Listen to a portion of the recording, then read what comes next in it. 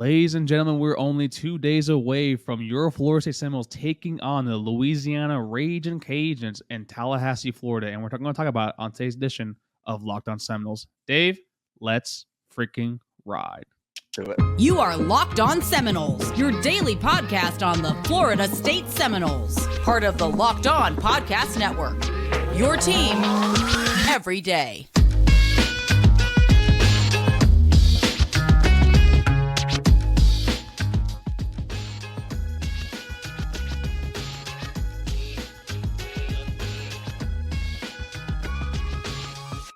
Good morning, good afternoon, and good evening, and welcome back to another edition of Locked On Seminoles. What's up, everybody? It's your boy Drake here, and today in the stream yard, I got Mr. David Wise. Davey, what's going on, my guy? I like the baseball theme we kind of got going on right now. You with the Yankees hat, and myself with the Marlins polo. Yeah, it's a good vibe. Both of our teams suck. That doesn't seem to be changing anytime soon. So now we have something to talk about that doesn't suck, and that's kind of nice.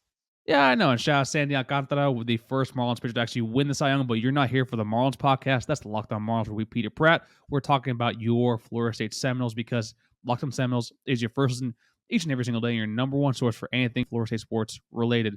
Now, David, the Louisiana Ragin Cajuns, a.k.a. the formerly known as the Fighting Billy Napiers, now that he's transferred over to Hogtown. Davey, what can you on a broad macro level talk about when it comes to the Louisiana Ragin Cajuns? Well, Drake, I can tell you one thing. The last three games, really, we've looked like one of the best defensive teams in the country. And you can qualify that as much as you want with the fact that we've played against three really, really bad quarterbacks in a row. And Schrader, in large part because he's injured. But we've played three really bad offenses in a row. And it would be interesting to kind of know what this defense is made of going up against a test like we're going to see, I think, in Florida, which will be the best offense we've seen since Wake, I think. I don't know. I don't know if Clemson's offense is, I mean, it depends on DJ, but I can tell you this about Louisiana. That might be the worst of the four offenses of the last three games we've played. That is a truly, truly bad offense, like bottom 35-ish in the country type offense over the course of the season, depending on where you look. Their quarterback play leaves a bit to be desired. And just overall, they don't do a lot that overwhelms you. They're not going to overwhelm you with talent, obviously. And if the talent's not there, you would need to play a perfectly executed game. And under a first-year staff, that's just not what's happening there right now. And it's not. And also Louisiana, they did lose a lot of players to the transfer portal. I know Billy Napier did bring a few actually with him over to UF, like Osiris Torrance, who is I think he's in the top 30 for Mel Kiper's big board for the NFL draft. Also brought over Montrell Jordan, who's actually, I think, the number one back in the backfield for UF currently, actually only slightly ahead of, I think, Travis Etienne's little brother, Trevor Etienne. And they also lost Levi Lewis. Levi Lewis, I think, is their number one passer in the history of their program. So they lost a lot of offensive firepower overall. And that's a team that has struggled for most of the year. I think they've been a little better during conference play, but overall it's a team that, quite frankly, I think currently Florida State is favored by 24 points as a home favorite. And that line seems actually pretty accurate, to be honest with you. Yeah, that's right. Just a little bit on this team.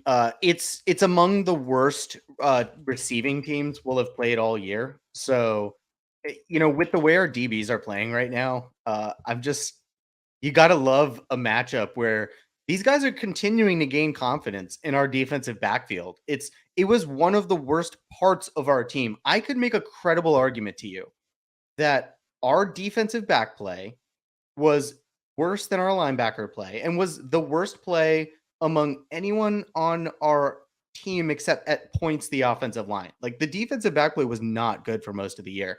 It's gotten better and better over the course of the last few weeks, maybe because of the teams we played, but maybe not. And if you keep gaining those kids' confidence, they're going to need it going into that Florida game. And what better of a test is there than one of the 15 worst receiving teams in the country?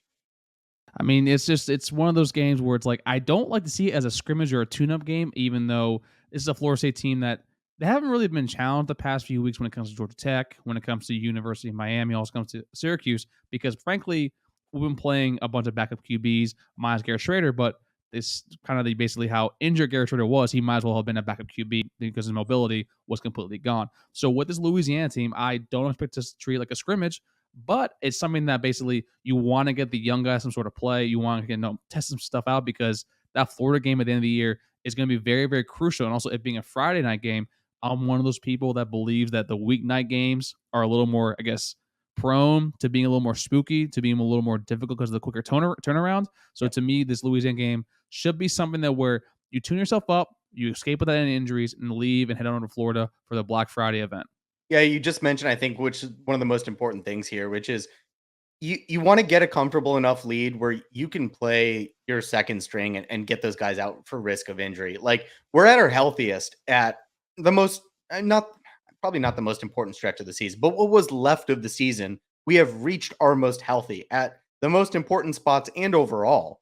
And to have guys go out in this game, going into what obviously turns out to be one of the most important games on our schedule, I think, for not for reason of Florida being like the best or anything, they're not.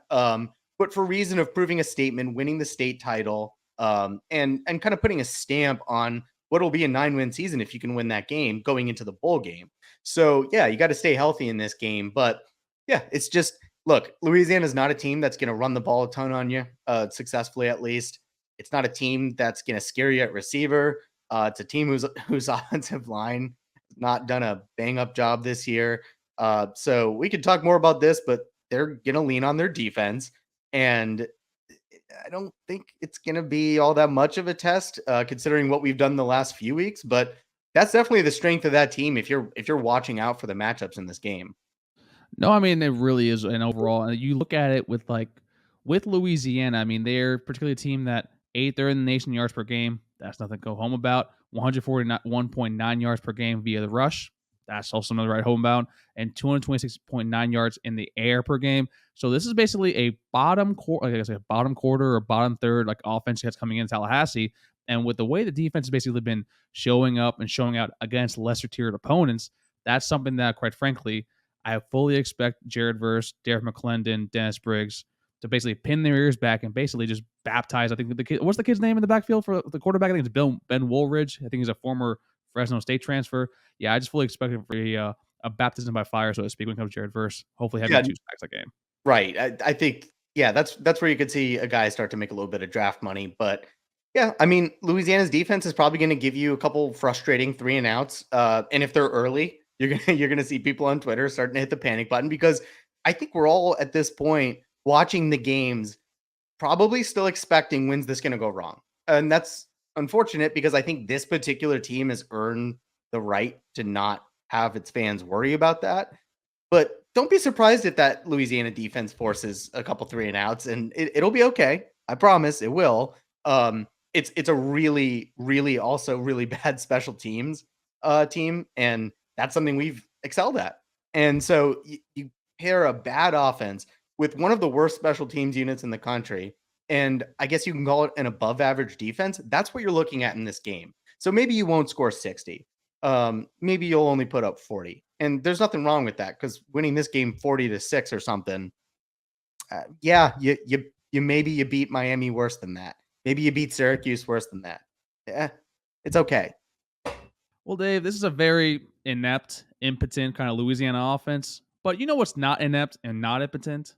What's that, Drake?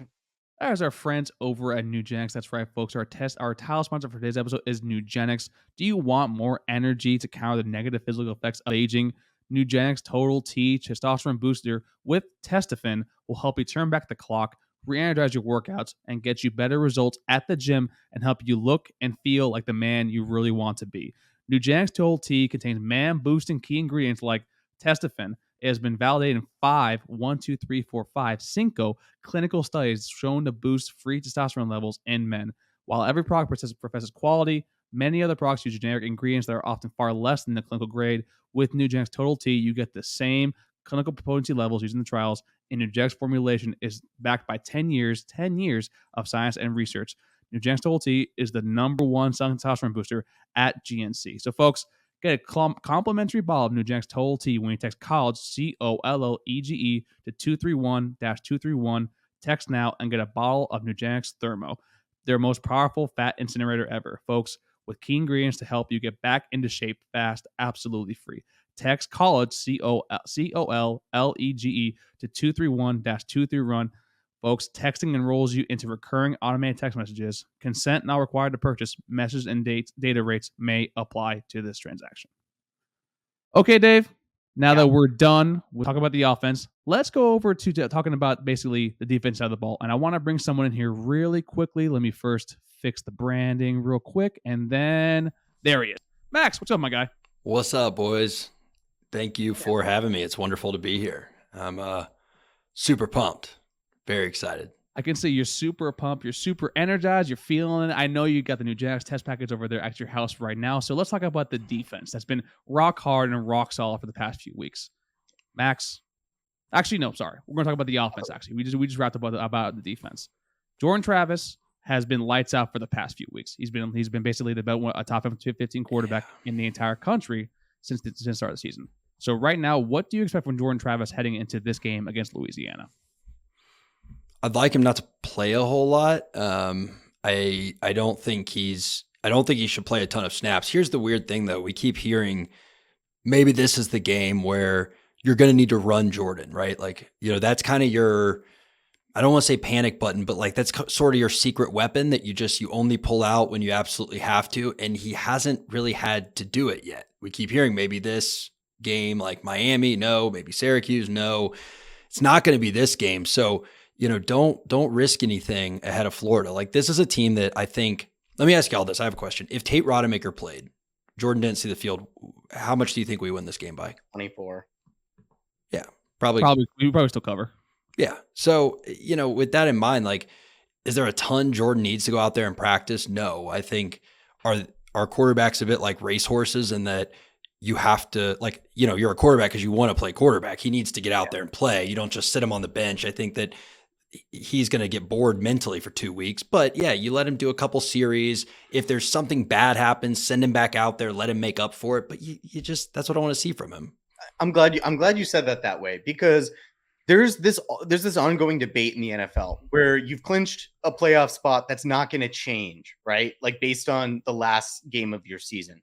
So the question is, do you sit all your starters? And there's competing thoughts on that, right? It's, do you give them the time off to get really fully healthy? Or if they're already healthy, do you risk that getting them rusty?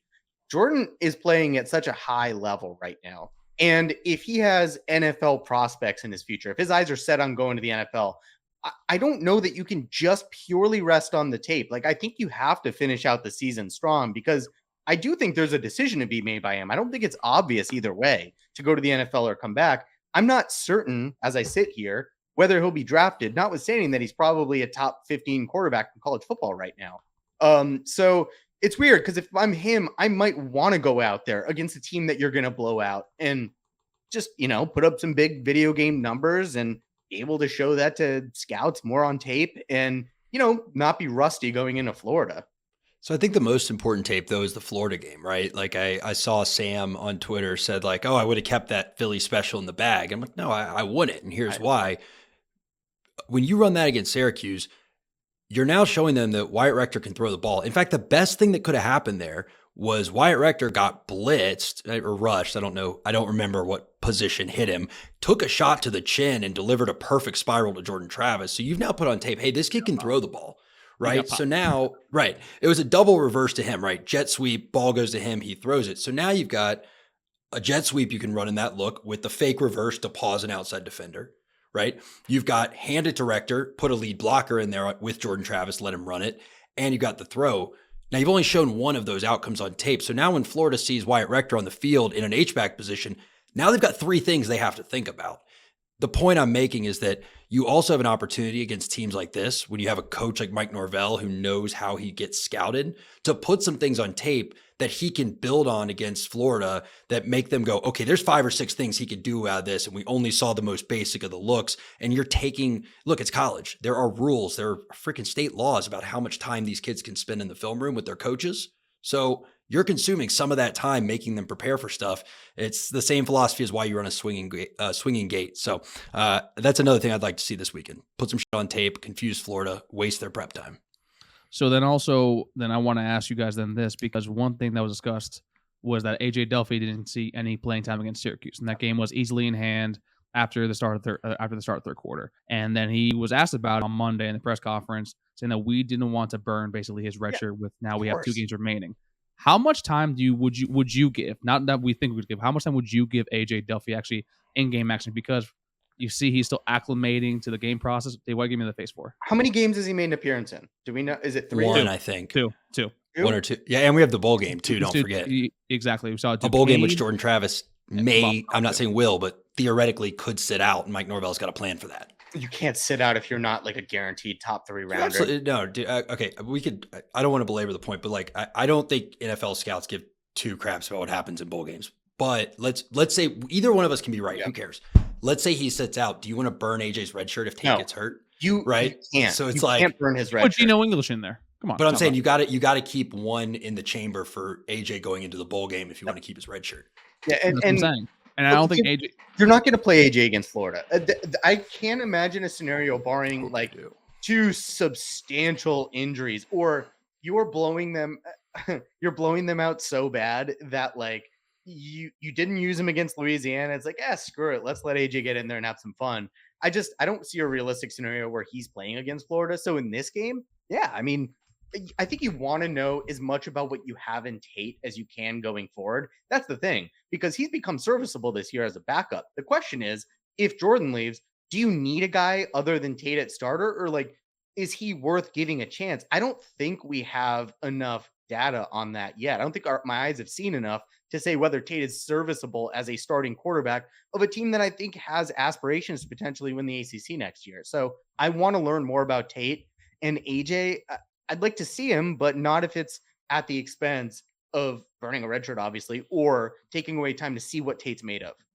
Well, I think also with this game, though, we've talked about basically how, I mean, this Louisiana defense isn't that great either. I mean, they're 83rd in the country in red zone defense. So to me, with this overall, with your running backs, even Rodney Hill and CJ Campbell, they're basically your third stringers, and they're going to be playing mainly with AJ. Also, our offensive line with Julian Armella, Bryson Estes, Zane Herring, they've actually done pretty well, like blocking up front overall. So I do think AJ's going to see some spots in this game, because quite frankly, I don't want to see Jordan play probably even anywhere close to like halfway through the second quarter, because that's kind of how the team, this Louisiana team, kind of is basically built out. So to me, I think you need to see a little more of AJ in game, because from what you hear from practice, he's still trying to acclimate to basically he's been out of football for what, a year and a half when he was hurt overall.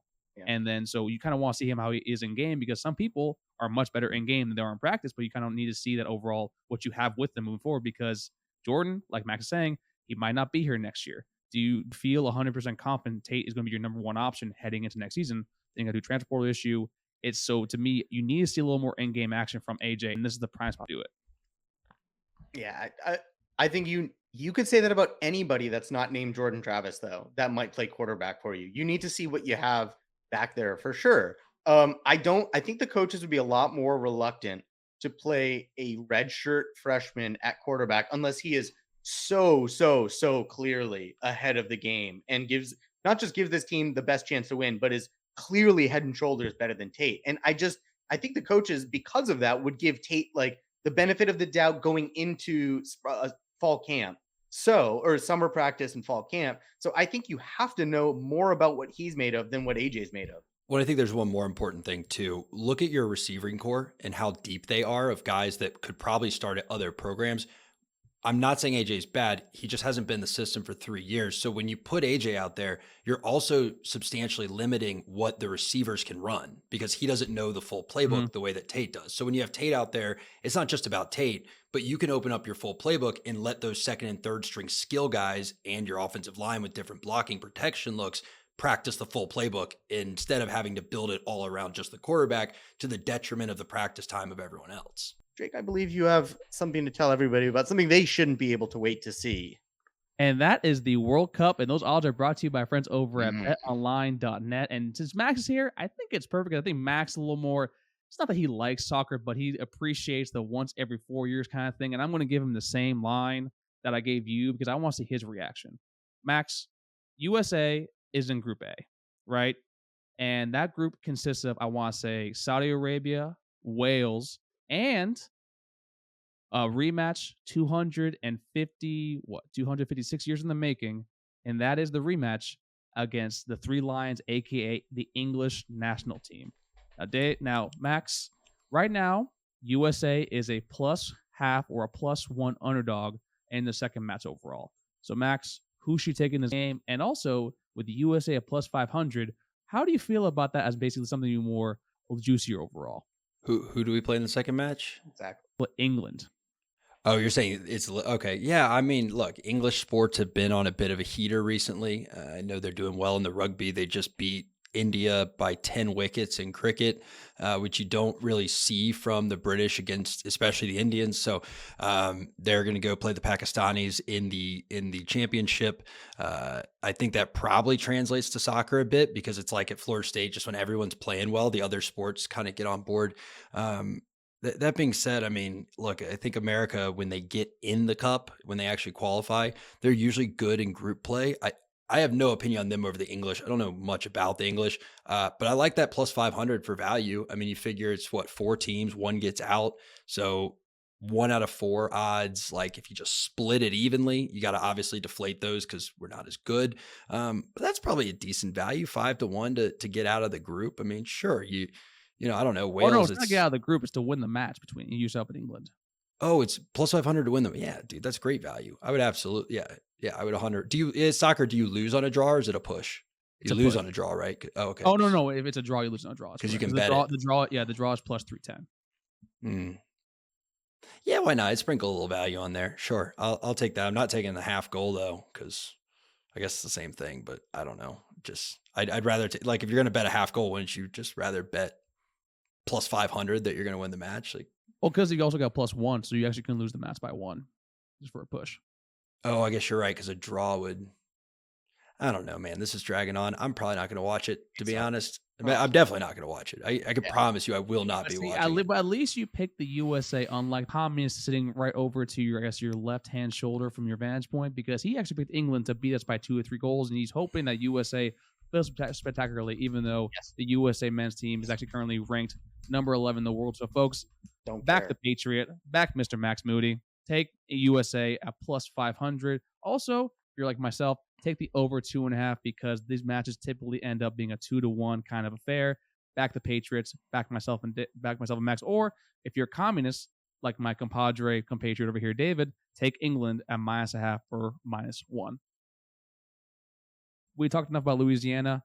Let's talk about more what's kind of, topical for today. The CFP, and something that Dave has been asking basically our fans also on Twitter. Dave, I want to start with you. FSU is currently ranked number 19 overall in the CFP polling. How do you feel about that? And also, basically, you ask the fans right now, out of all the teams in front of us, who are you confident that we would lose to? Does that list still remain Ohio State, Georgia, Michigan, and maybe Tennessee? Or do you feel I didn't say Michigan. Georgia, Tennessee, and Ohio State, I am confident would beat us. It doesn't really matter. Like, we're not making the college football playoffs, so in a way it doesn't matter. But 19 feels low. I believe it is obvious that we're the best of the 3 lost teams. So having Kansas State in the top 15 and having Notre Dame above us. Didn't they lose to Marshall by like 1,000? That's not a good. Marshall's offensive coordinator is Clint Trickett, former Florida State. I hear you. Thanks for the Oklahoma. You know who the starting running back is? Kalen LeBourne. Okay. All right. Are we done here? No. Anywho, we're the best of the 3 lost teams. You know who their quarterback was when they won their national championship? Eric Kresser, Jordan Travis's high school coach. Now we're done. Go ahead. The best of the 3 lost teams. Jesus Christ. I mean, look, go up the list above us. Like, I believe we beat Notre Dame. I'm not going to talk about Washington. That's an embarrassing football team. UCLA, they don't really play football. We beat them. Kansas State, we're beating them. Mississippi, that's actually a good game. I would love to watch us play Ole Miss. North Carolina, I don't know. I mean, I don't know that they're a better team. I think they don't play defense, and we really do. I don't think they necessarily beat us. Oregon, I think we beat them. Penn State, Utah, who cares? Clemson, if we rematch today, are you sure they beat us?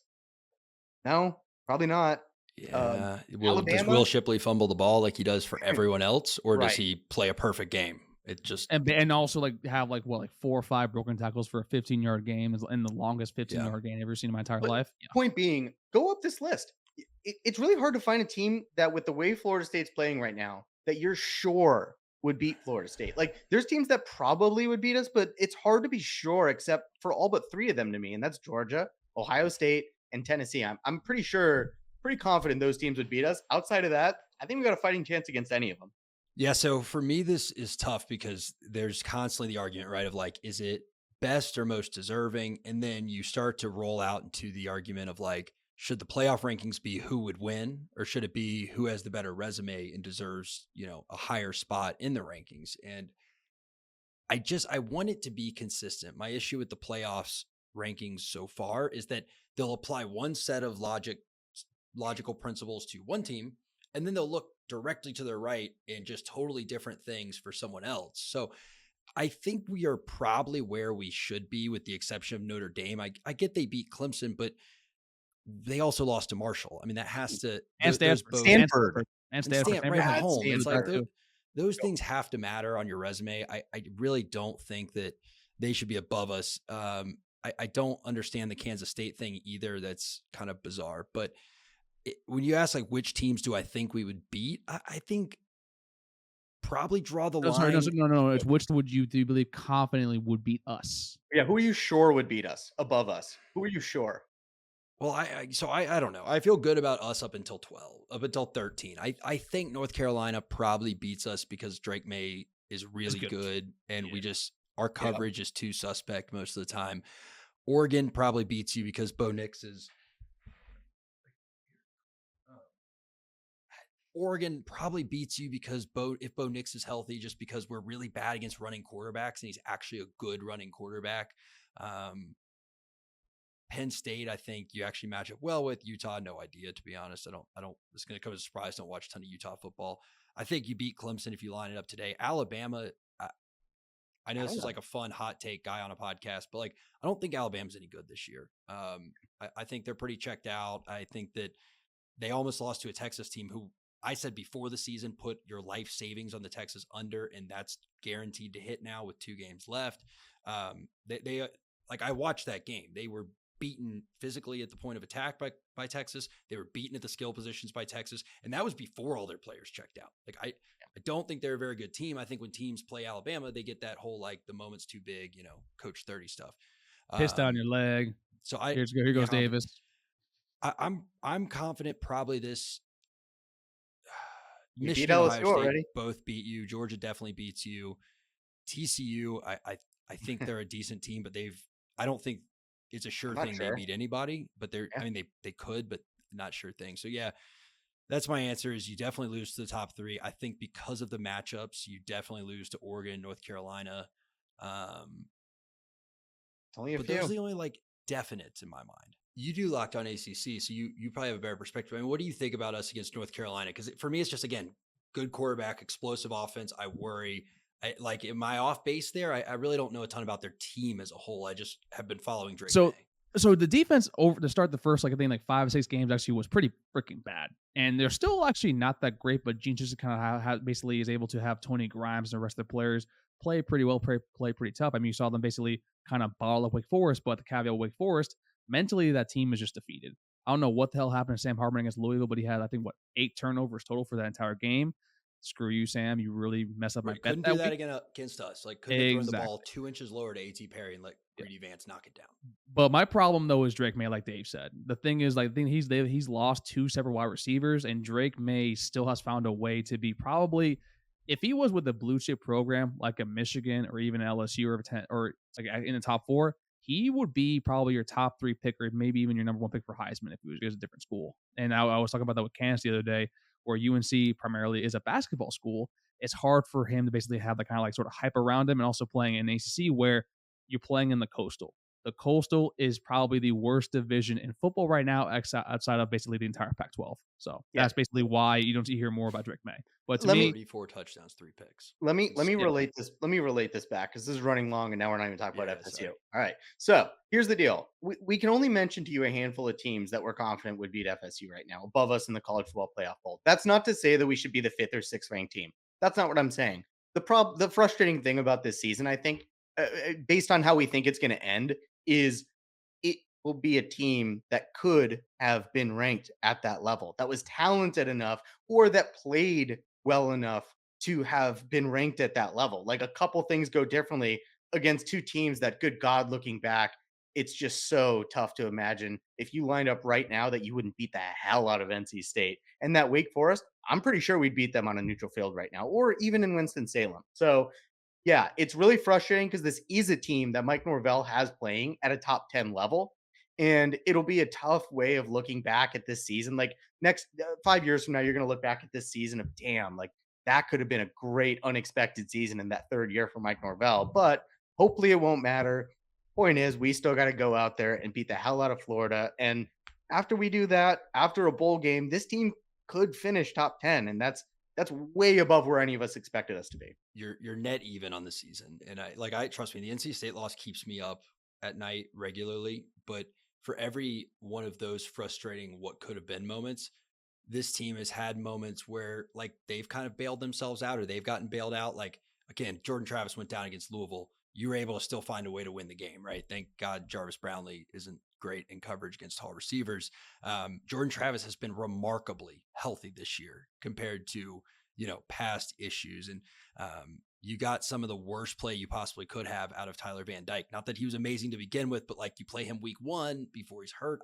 So even though, yes, there are those moments. Josh is kind of hurting him a little bit, to be honest with you. And also, he's done this throughout the season. But my point is, like, it is, Dave's right. Like, it is like, gosh, we're one pick away, whatever, from a 10-win season. But like the fact that this team has overcome a lot of adversity to get to where they are is like, okay, I can live with that because last year's team couldn't overcome anything. The team before couldn't even start the journey to anything. So anyway.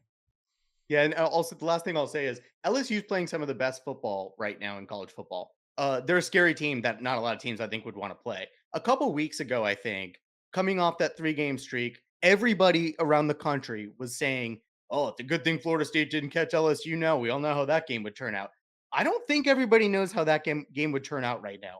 This team has not 9 points against Arkansas. Like whatever it was, 12. This Florida State team has not played better all season. This is the best they've played all season right now. We're at our best. If you line us up against LSU, I'm picking us to win that game. So yeah, it's just I don't think we've gotten necessarily lucky. Like I don't think we should have ever let them back in that game. Louisville, we did overcome that obviously, but we're playing our best football. We're getting better too. And that's a scary combination. This team is playing what I consider to be way over its head, especially relative to our expectations going into the year.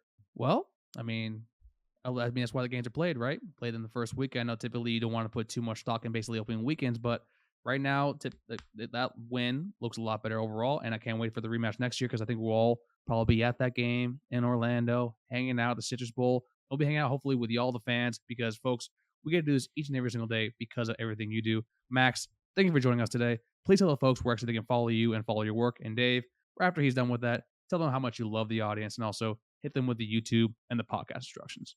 Folks, I am easy to find. Check out the Seminole Executive Brief on YouTube. You can find me on Twitter at MaxMoody17. I bring the short form content 2 or 3 times a week. Would love to have y'all follow in the Seminole Executive Brief, but make sure most importantly, you're making Locked On your first listen every day, just like I do.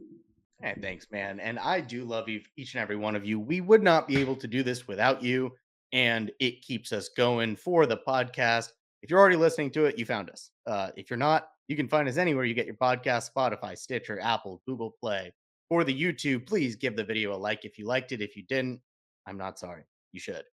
Subscribe to the channel, turn on your notifications, ding the little bell at the top to let you know when our content drops. And please do leave us a comment. I want each and every one of you to tell me who in the top 25 you're confident would beat Florida State. I really do want to know. And if you have more than like 5 or 6 teams, I want an explanation, please, because I want to read it and I want to address it. Yeah, please don't do that to Dave, because then I'm going to have to hear about how basically Oregon State shouldn't even be ranked because they're not a real state. Then I got to hear about also UCLA. They don't play football in California. I don't want to deal with that, folks. But please comment because I'll enjoy Dave and actually make him a little bit happy. But for Dave and for Max, this was Drake, and we'll see y'all next time on Locked On Seminoles. Take care, everybody. They're going to say it's turbo time.